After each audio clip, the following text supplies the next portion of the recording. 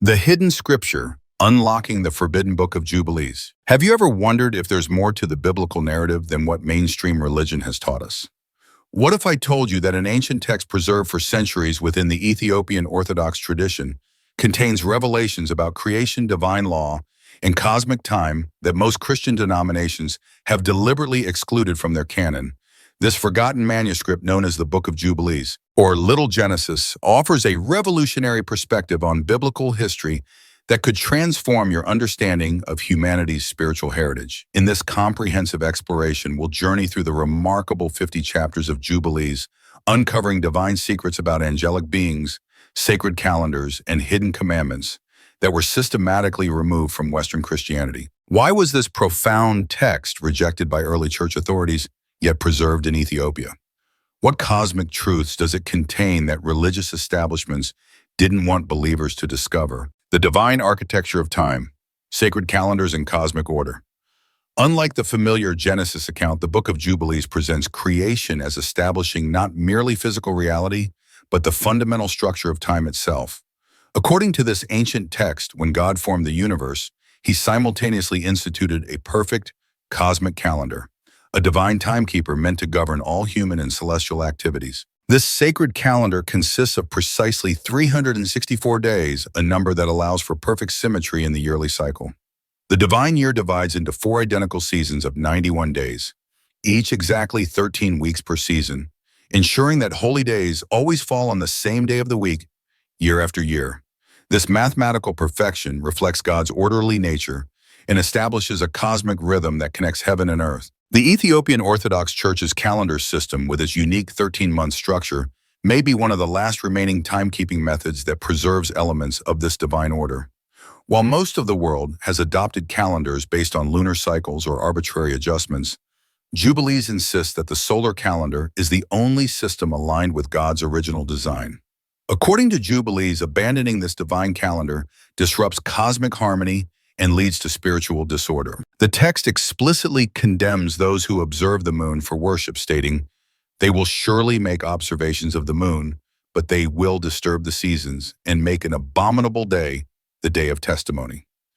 This warning suggests that incorrect calendar observance isn't merely a technical error, but a spiritual transgression that severs humanity's connection to divine order. The implications are profound. Could our modern calendars be leading us away from divine alignment? Are our religious observances occurring on days that God never intended? Jubilees suggest that returning to the solar calendar would realign humanity with the cosmic rhythms established at creation, restoring harmony between earthly and heavenly realms. Celestial beings, angels, as creation's first inhabitants. While Genesis begins with Earth's formation, Jubilees provides the stunning revelation that angels were actually created on the first day before the physical world took shape. These celestial beings weren't merely passive observers of creation, they were active participants in maintaining cosmic order from the beginning. Jubilees describes a complex hierarchy of angelic beings with specific responsibilities throughout the universe. Some oversee natural phenomena, weather patterns, seasonal changes, and celestial movements. Others serve as messengers and guardians of divine law, ensuring that God's commandments are preserved and transmitted to humanity. These angels help maintain the universe's perfect balance, ensuring that the sun, moon, and stars follow their divine paths. The text explains these angels don't just watch over humanity from a distance. They control the very fabric of time itself. When humans deviate from divine time through incorrect calendar observance or ritual practices, these angels witness the resulting chaos that ripples through both physical and spiritual realms. Their existence isn't merely spiritual trivia. It's fundamental to understanding how heaven and earth are designed to operate in perfect synchronicity. Jubilees also reveals that different classes of angels have specific duties in the cosmic administration. The angels of the presence stand in God's immediate presence, serving as his closest attendants. The angels of sanctification maintain holiness throughout creation. The angels of the elements govern natural forces like fire, water, and wind. This complex celestial bureaucracy ensures that every aspect of creation functions according to divine design. This angelic framework transforms our understanding of the universe from a merely physical system to a deeply spiritual one where invisible beings maintain cosmic order. According to Jubilees, these angels aren't distant entities. They are active participants in human affairs, sometimes appearing to the patriarchs to deliver divine messages or provide guidance in critical moments. The cosmic significance of the Sabbath, foundation of created time. While most Bible readers understand the Sabbath as simply a day of rest, Jubilees elevates it to cosmic significance.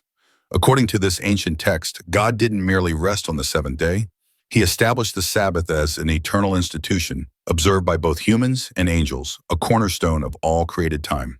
Jubilees states that God sanctified the seventh day and blessed it for all times as a sign of holiness for all his works.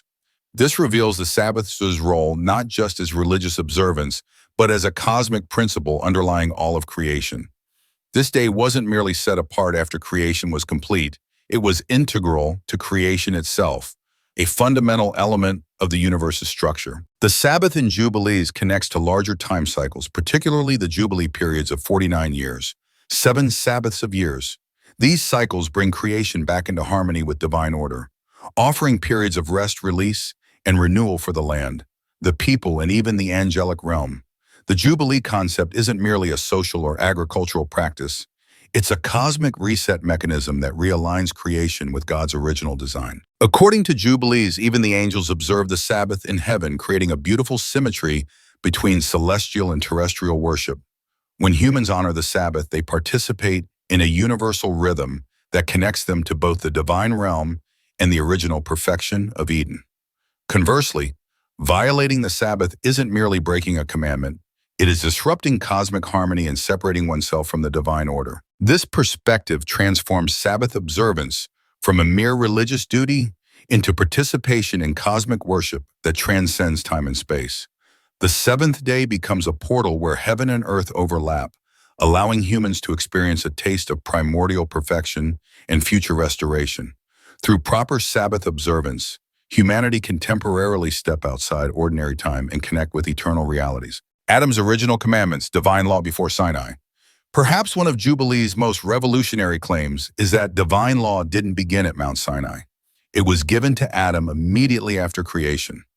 This challenges the conventional understanding that the Mosaic Law was the first comprehensive legal code provided by God. According to Jubilees, after creating Adam, God gave him specific commandments through angelic messengers. These weren't merely general moral principles. They were detailed instructions regarding Sabbath observance, purity regulations, dietary restrictions, and worship practices. The angels of the presence ensured that Adam understood these divine expectations from the very beginning of human history. Jubilees explains that these angelic beings taught Adam that he must observe God's laws as an eternal covenant, just as they observed the same laws in the heavenly realm. This revelation suggests that the Mosaic Law wasn't new, but a restoration of original divine instructions given at creation. Instructions that had been partially forgotten or corrupted during humanity's spiritual decline. This perspective transforms our understanding of divine law from a set of arbitrary rules imposed on ancient Israel to eternal principles that govern both celestial and terrestrial realms. The commandments weren't created at Sinai. They were revealed there, uncovering principles that had existed since creation and were already being observed in heaven. If Adam received divine law directly from angels, this raises profound questions about religious history. Could these ancient commandments contain wisdom we've forgotten? What spiritual insights might we gain by recovering these primordial instructions? How might our understanding of divine expectations change if we recognize that God's law predates Moses by thousands of years? Jubilees suggests that returning to these original commandments would restore humanity to its intended state of harmony with divine order. By following the laws given to Adam, people could realign themselves with cosmic principles and experience spiritual renewal that connects them to both creation's beginning and its ultimate restoration. The great corruption, fallen angels, and the antediluvian world. Genesis briefly mentions the mysterious Nephilim, offspring of sons of God and human women. But Jubilees provides extensive details about how these beings contributed to pre-flood corruption. According to this ancient text, these weren't merely unusually tall humans. They were hybrid creatures born from forbidden unions between fallen angels and mortal women. Jubilees describes how lawlessness increased on the earth and all flesh corrupted its way. Creatures began to devour each other as cosmic order collapsed. This moral decay stemmed not just from human sin, but from fallen angels, introducing forbidden knowledge that violated natural order. They taught humans destructive arts, like weapon-making cosmetics, sorcery and astrology knowledge that God never intended them to know. These fallen angels, led by figures like Semjaza and Azazel, deliberately corrupted human civilization. They revealed celestial secrets that were meant to remain hidden. Their offspring, the Nephilim, were giant beings with supernatural abilities who dominated the antediluvian world through violence and oppression. Their very existence represented a corruption of the boundaries between heavenly and earthly realms. God's response: the flood was not merely punishment, it was cosmic restoration. The deluge cleansed creation from corruption, introduced by rebellious spiritual beings. Noah's preservation wasn't just about saving animal species, it was about maintaining the lineage that would uphold divine law after the waters receded. According to Jubilees, Noah received specific instructions about purity sacrifice and calendar observance that connected him to the original commandments given to Adam. After the flood, Jubilees reveals that God bound these fallen angels in eternal chains until the final judgment, preventing them from directly interfering with humanity again. However, their spiritual legacy continued through demonic forces that would tempt later generations. This cosmic struggle between divine order and chaotic rebellion forms a recurring theme throughout Jubilees. It explains many historical events as manifestations of this primordial conflict. This perspective transforms our understanding of the flood from a localized catastrophe to a cosmic reset. God's intervention restored boundaries between spiritual and physical realms that had been catastrophically breached. The antediluvian corruption wasn't merely human wickedness, but a fundamental disruption of creation's intended order by spiritual beings who had abandoned their proper domain. Abraham, revolutionary against idolatry and recipient of divine knowledge. While Genesis introduces Abraham when God calls him to Canaan, Jubilees reveals his earlier years as a spiritual revolutionary who actively opposed the idolatry of his time. According to this text, Abraham grew up surrounded by pagan worship. His own father, Terah, manufactured and sold idols to the people of Ur. Jubilees dramatically portrays young Abraham questioning his father. "My father, tell me, what is this idol you worship?" After recognizing these were merely stone images without power, Abraham burned them before the eyes of all and fled into the wilderness, a bold stand against the religious system of his era. This wasn't merely personal conviction, it was active rebellion against a spiritually corrupt world. The text explains that Abraham's rejection of idolatry wasn't based on reasoning alone, but divine revelation. At age 14, while observing the stars, Abraham received insight. The heavenly bodies weren't gods to be worshipped, but created things under the authority of the one true God. This astronomical observation became a spiritual awakening that set him on his path as monotheism's founding father. According to Jubilees, Abraham didn't just receive the covenant of circumcision, he was instructed by angels in numerous divine laws. The text states, "He was taught by the angels concerning the things written in the tablets of heaven. He received knowledge of sacred calendar, observance, purity regulations, and sacrificial practices decades before they were given to Moses." This portrayal transforms Abraham from a man of faith to a divinely instructed sage who possessed cosmic knowledge. His covenant with God was not just a promise of land and descendants, but an initiation into heavenly mysteries hidden from most of humanity. Abraham's righteousness stemmed not just from belief, but from obedience to specific divine commandments revealed through angelic messengers. Jubilees also reveals that Abraham taught astronomical knowledge to the Egyptians during his stay there. Not pagan astrology, but a correct understanding of celestial movements according to divine design. This suggests Abraham was not merely a nomadic patriarch, but a transmitter of sacred knowledge who influenced multiple civilizations with divine wisdom. The heavenly tablets, God's blueprint for creation and history. One of Jubilees' most distinctive concepts is the idea of heavenly tablets, divine records containing God's eternal laws and cosmic timeline. These celestial documents aren't metaphorical. They are literal blueprints that govern both spiritual and physical realms. They contain everything: moral commandments, sacred calendars, predetermined historical events, and the ultimate destiny of creation. According to Jubilees, these tablets existed before creation itself. They served as God's template for how the universe would unfold. The patriarchs didn't receive divine revelation through vague impressions. They were given glimpses of these heavenly tablets. Abraham, for example, was taught by the angels concerning the things written in the tablets of heaven. Moses, during his 40 days on Mount Sinai, also saw them. He then copied their contents into earthly documents, what would become the Torah. This concept transforms divine law from temporary cultural regulation to eternal principle. The commandments weren't made for a specific time. They reflect unchanging cosmic order that governs both angels and humans. Even seemingly arbitrary religious practices have cosmic significance because they mirror what is already written in heaven. Circumcision is not just a cultural sign, it's an eternal ordinance ordained and written on the heavenly tablets. Sabbath observance, it's not a rest day. It connects humans to divine rhythms established before creation. Festivals, they aren't just traditions, they're celebrations aligned with celestial realities. This perspective reframes biblical events. They're not isolated stories, they are manifestations of a cosmic plan already etched in heaven's design. Nothing happens by chance. Human freedom operates within a divine structure, a framework where each major moment fulfills a role in the unfolding narrative of salvation and order. Jacob and Esau, cosmic struggle between righteousness and rebellion. Genesis portrays Jacob and Esau as two brothers in conflict, but Jubilees reveals that their rivalry wasn't merely personal. It was a part of a predetermined cosmic struggle.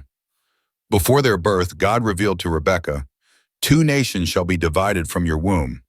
The elder would serve the younger not by chance but by divine design." Jacob was chosen to inherit the covenant and carry forward the lineage of divine law. Esau, by contrast, represented spiritual rebellion that would resurface again and again throughout history. Their struggle wasn't sibling rivalry. It was the beginning of a spiritual conflict between God's chosen people, Jacob, Israel, and those who would oppose divine order. Esau, Edom Jubilees provides additional details about Esau. Not just impulsive, he was portrayed as deliberately rebellious. He married Canaanite women against his parents' instructions and rejected his spiritual heritage for worldly pleasures and power. The text says Esau became a nation and they oppressed Jacob's descendants. This fulfilled prophecy and initiated a historical pattern of spiritual warfare. Esau's descendants, the Edomites, would become perpetual enemies of Israel. Their conflict was not only political, it symbolized the ongoing tension between covenantal obedience and willful rebellion. Isaac and Rebekah, according to Jubilees, received divine insight about Esau's nature and future opposition to Israel. Their favoritism wasn't mere parental preference, it was spiritual discernment. Rebekah's role in helping Jacob obtain the blessing was not deception out of ambition, but a fulfillment of divine prophecy. What looks like moral ambiguity in Genesis becomes in Jubilees a necessary action to ensure that the divine plan unfolds as it was written in the heavenly tablets. Joseph, divinely protected for cosmic purpose. Joseph's story as told in Genesis is remarkable, but Jubilees adds a cosmic dimension. His success in Egypt wasn't just from wisdom and dream interpretation. According to Jubilees, the Lord sent his angels to guard Joseph on his journey to Egypt, that he might not perish, for his life was precious in the eyes of the Lord. Joseph's path was predetermined. It was written on the heavenly tablets long before his birth. His suffering, betrayal, and rise to power were not accidents. They were steps in a divine orchestration to prepare Israel's future. Joseph's ability to interpret dreams wasn't just talent. It was a gift given through angelic revelation. The angels who knew the future written in the heavenly records gave Joseph glimpses through symbolic visions. This helped him prepare Egypt for famine and position Israel in Goshen at the appointed time. Jubilees reveals that Joseph knew about the future bondage in Exodus. He told his brothers, "God will visit you and bring you up out of this land to the land he swore to Abraham, Isaac, and Jacob. For these things have been written and sealed on the heavenly tablets." His trials, therefore, were not personal tragedies, but cosmic necessity. Joseph also upheld divine law even while in a foreign land. He refused Potiphar's wife, not just out of morality, but as faithfulness to the covenant and to the divine commandments passed down from his ancestors. Despite being surrounded by Egyptian paganism, Joseph remained covenantally pure. This transformed him from a brilliant survivor into a guardian of Israel's destiny. His life, from dreams to betrayal, from prison to power, was a divine thread woven into the grand tapestry of God's plan for his people. Moses and the Exodus, cosmic battle against spiritual forces. The Exodus wasn't just a political liberation from Egypt. According to Jubilees, it was a spiritual war between divine angels and demonic powers. Behind Pharaoh's hardened heart stood Mastema, a Satan-like figure leading a host of evil spirits. His goal to enslave Israel, to crush their faith, and to resist God's plan at every turn. The plagues weren't only physical punishments, They were cosmic confrontations. Each plague symbolized the defeat of Egypt's false gods and the spiritual powers behind them. God wasn't just liberating a people. He was dismantling a demonic system opposing divine order. Jubilees reveals that the exact date of the Exodus was not coincidental. It says it was written on the heavenly tablets that on the 14th day of the first month at the appointed time, God would bring Israel out of Egypt. This was preordained since the beginning of creation. It aligned with the sacred calendar and cosmic timing. When Moses ascended Mount Sinai, he wasn't just receiving laws, he was being shown the heavenly tablets. These weren't new rules, but eternal principles already kept by angels. The Exodus itself was carried out through angelic involvement. The angel of the presence led Israel. The angel of sanctification taught Moses about worship, and the angels of judgment executed the plagues across Egypt. Jubilees also reveals Mastema's repeated attempts to disrupt the plan. He tried to kill Moses, aided Egyptian magicians, and stirred Pharaoh's heart to pursue Israel to the Red Sea. But divine order triumphed, the sea parted, the people passed through, and Mastema's forces were defeated. This wasn't just a national migration, it was a cosmic victory where God's angels defeated the spiritual powers that had enslaved his people. The divine law, eternal commandments for angels and humans. Perhaps the most radical claim in Jubilees is that divine law existed before Moses, even before humanity itself. The commandments were not invented at Sinai. They were revealed there. They had been written on the heavenly tablets long before the foundation of the world. Angels had already been following them in the heavenly realm. According to Jubilees, the law and the testimony were ordained and written on the heavenly tablets so that they might guide all the generations of the children of Israel. Moses didn't receive new laws. He was granted access to the eternal divine structure governing the universe. This changes everything. The patriarchs, Abraham, Isaac, Jacob, they weren't just men of faith, they were keepers of eternal law. Abraham kept the Sabbath, circumcised his sons, and observed sacred festivals long before Sinai. Even more striking, Jubilees declares, the angels keep the Sabbath and the righteous will observe the commandments forever. The law isn't temporary, it's cosmic. When humans follow it, they align themselves with the divine order of creation. Calendar observance is central. The 364-day solar calendar ensures Sabbaths and festivals always land on the correct days. Jubilees warns that abandoning this calendar breaks the harmony between heaven and earth. Commandments also carry cosmic meaning. Circumcision isn't just a sign, it's an eternal ordinance, inscribed in the tablets of heaven. Sabbath isn't just rest, it's a portal to divine rhythm. Dietary laws, purity practices, they're not arbitrary. They're tools for maintaining spiritual alignment with cosmic principles. Following the divine law isn't just obedience. It's participation in the structure of reality. It's how humans join the angels in keeping the design that God established before time began. Israel's cosmic destiny written in the heavenly records. According to Jubilees, human history is not a random sequence of events. It is the unfolding of a divine timeline written in the heavenly tablets before the world began. All that will come upon Israel, it says, was written from their rebellion to their redemption. Every key event, the birth of the nation, the entrance into the promised land, the return was predetermined and sealed in the records of heaven. Israel's covenant was not just a national contract. It was a cosmic appointment to align with divine order. Even their rebellion and suffering were anticipated, but so was their restoration. The text promises they will turn back to the Lord with all their heart, and he will gather them from the nations and establish them in their land. This return isn't merely political. It is spiritual. It is a return to the laws revealed to the patriarchs and to the sacred calendar that aligns with God's design. Angels will play key roles in this final redemption. They will separate the righteous from the wicked. They will execute judgment on the nations that oppose God's people. Mastema, the great adversary, will be cast into the abyss, ending his influence forever. And God's kingdom will be established on earth. The righteous will rule with him. The law will be written on their hearts. This vision ends not in destruction, but in cosmic harmony. Humanity will return to the 364-day solar calendar. Sabbaths and festivals will be kept in perfect order. Worship on earth will once again mirror praise in heaven. Creation will be restored. Time will be reset, and the divine patterns inscribed at the beginning will reach their fulfillment in the end. Angelic hierarchies and spiritual warfare in human history.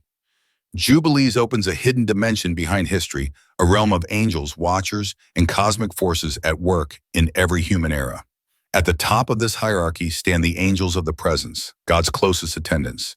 They transmit his knowledge directly from the heavenly tablets to chosen humans, to Enoch, to Abraham, to Moses. They also record human deeds which will be judged in the final age. Next are the angels of sanctification, guardians of holiness. They teach proper worship, sacrifice, purity. They observe human rituals and ensure they align with divine order.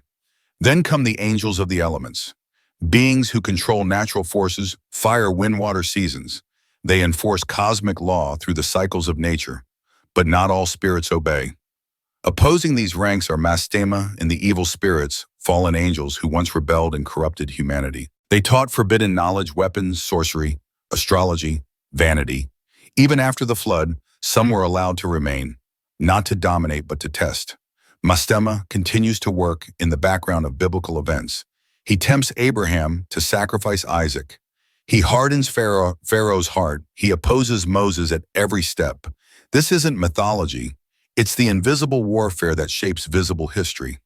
Political kingdoms rise and fall under angelic influence. Disasters, famines, wars. They are sometimes the consequences of spiritual disobedience. History is not only written by men, it is shaped by angelic hands and spiritual choices. Every generation chooses alignment with divine law or cosmic rebellion, with heavenly order or Mastema's chaos. Sacred geography and holy spaces in divine design. Jubilees invites us to look at the map of the world with spiritual eyes. Not all places are the same. Some locations are sacred, marked from creation itself as intersections between heaven and earth. These are not places humans decided to be holy. They were designated by God, written on the heavenly tablets before time began. Mount Zion, for example, was not made holy by Solomon's temple. It was holy because it was the very place where God began to form the earth. Its destiny was always to be the spiritual center of Israel. Then there is the Garden of Eden. It was not just paradise, it was a sanctuary. Adam, according to Jubilees, was a kind of priest offering incense, performing rituals, worshiping in ways that would later be reflected in the temple system. Even after Adam's expulsion, angels continued worship in Eden's sacred atmosphere. Mount Sinai was also chosen before creation. It was always meant to be the site of divine revelation. When Moses climbed that mountain, he was not entering ordinary land. He was stepping into a cosmic portal, a place where the veil between realms grew thin. The promised land itself was not merely strategic real estate. Its boundaries were pre-written, its inheritance preordained. Each tribe's portion was a fulfillment of divine patterns inscribed before history began. These holy places act like spiritual magnets, drawing God's presence and aligning earthly worship with heavenly design. Recognizing them is not superstition. It is participation in a sacred geography that mirrors the divine order. By honoring these spaces, humans align themselves with cosmic design and re-enter the rhythms established at creation. The final age restoration of divine order and cosmic harmony. Jubilees ends not with despair, but with hope, a vision of the final age where all things are brought back into divine alignment. History, it says, is not spiraling out of control. It is moving toward a predetermined restoration. This begins with Israel's repentance. After suffering and exile, they will return to God with all their heart, and God will respond. He will gather them from the nations. He will restore them to their land. He will reestablish his covenant. This is not just a national revival. It is the trigger for cosmic renewal. Angels will take part, the righteous will be separated. Mastema will be bound, cast into the abyss until the time of judgment. The kingdom of God will be established on earth, and those who are righteous will rule with him. The law will no longer be written on tablets of stone, but on human hearts. This is not legalism. It is transformation. The final age restores the sacred calendar, the 364-day year, aligned with divine rhythm. Sabbaths will be universally observed. Festivals will return to their appointed days. Worship will be synchronized. Angels and humans praising in harmony. Once again united as in Eden. Even death will lose its grip. The righteous will live longer, healthier, closer to the antediluvian ideal. As divine order is restored, so too is the vitality of creation. Heaven and earth will no longer be distant. They will overlap. Angels will walk among humans. Sacred presence will fill the world. The entire cosmos will become a temple, and every breath, every act, every prayer will rise like incense to the Creator. The profound legacy of Jubilees recovering ancient wisdom. The Book of Jubilees is not just ancient literature, it is a cosmic lens, a key to unlock the spiritual architecture hidden behind biblical history. It doesn't contradict Scripture. It completes it by uncovering what was lost, ignored, or deliberately excluded. Jubilees reshapes how we understand divine law. Creation, time, and destiny. It tells us that the law wasn't first given at Sinai. It was written before the foundation of the world. That time isn't a human invention, but a sacred structure established by God. That angels aren't myths. They are administrators of divine order, operating in sync with human history, and that every commandment from the Sabbath to the festivals, from purity to circumcision, is not just ritual. It's cosmic alignment. It is a way to live in harmony with creation. Jubilees asks us, what if we've lost something vital? What if modern faith has been built on an incomplete foundation? This text, preserved by the Ethiopian Orthodox Church, raises powerful questions. What other divine wisdom was left out of Western canon? What spiritual truths are still waiting to be rediscovered? Jubilees invites believers today to recover those truths, to return to the ancient paths, to honor the divine calendar, to recognize sacred places, to live in step with the rhythms of heaven, and to see themselves not as isolated individuals, but as part of a cosmic story that began before creation. And to see themselves not as isolated individuals, but as part of a cosmic story that began before creation and continues toward restoration. It urges us to remember the law is eternal, the Sabbath is eternal, the covenant is eternal, and so is God's purpose for humanity. The profound legacy of Jubilees recovering ancient wisdom. This isn't just ancient history, it's an invitation, a call to rediscover divine order, to re-enter the cosmic harmony we were created for. A reminder that the deepest spiritual truths are not always new revelations, but ancient wisdom waiting to be recovered. Have you ever wondered if there's more to the biblical narrative than what mainstream religion has taught us? What if I told you that an ancient text preserved for centuries within the Ethiopian Orthodox tradition contains revelations about creation, divine law, and cosmic time that most Christian denominations have deliberately excluded from their canon? This forgotten manuscript, known as the Book of Jubilees, or Little Genesis, offers a revolutionary perspective on biblical history that could transform your understanding of humanity's spiritual heritage. In this comprehensive exploration, we'll journey through the remarkable 50 chapters of Jubilees, uncovering divine secrets about angelic beings, sacred calendars, and hidden commandments that were systematically removed from Western Christianity. Why was this profound text rejected by early church authorities, yet preserved in Ethiopia? What cosmic truths does it contain that religious establishments didn't want believers to discover? The Book of Jubilees presents a universe where nothing happens by chance. Every event from creation to redemption follows a divine pattern inscribed in heavenly tablets before time began. The sacred calendar, the angelic hierarchies, the commandments given to Adam all reveal a cosmic order that modern believers have largely forgotten. By recovering this ancient wisdom, we might rediscover our place in the divine design and realign ourselves with the rhythms of heaven. The question remains, are we ready to embrace these hidden truths and return to the sacred path that connects us to both our origins and our ultimate destiny? As the Ethiopian Orthodox Church has preserved this remarkable text for centuries, perhaps it's time for the rest of the world to rediscover its profound revelations. The Book of Jubilees doesn't just tell us where we came from. It shows us who we are, participants in a cosmic drama that spans from creation to the final restoration, when heaven and earth will once again become one.